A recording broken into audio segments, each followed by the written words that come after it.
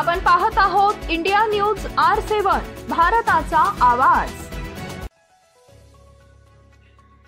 आमदार रोहित पवार आणि राष्ट्रवादी काँग्रेसचे सरचिटणीस ॲडव्होकेट प्रताप ढाकणे यांच्या नेतृत्वाखाली हे आंदोलन करण्यात आले।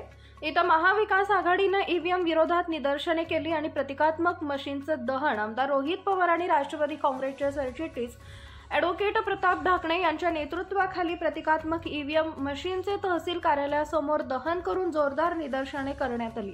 नुकत्याच झालेल्या विधानसभा निवडणुकीत ईव्हीएमच्या माध्यमातून मतदानात कथित घोटाळा झाल्याचा आरोप करत घोषणाबाजी करण्यात आली।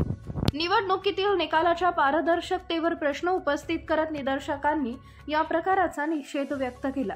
या निदर्शनात राणीताई लंके, योगिता राजळे, सविता भापकर, सुभाष केकान, बंडू बोरुडे, राजेंद्र दौड, नाशिर शेख, डॉक्टर राजेंद्र खेडकर यांसह शेवगाव, पाथर्डी तालुक्यातील राष्ट्रवादी काँग्रेस, शिवसेना, उबाटा गट, काँग्रेस पक्षाचे पदाधिकारी, कार्यकर्ते आणि नागरिक मोठ्या संख्येने सहभागी झाले होते। इंडिया न्यूज R7 प्रतिनिधी अल्लाउद्दीन शेख, पाथर्डी।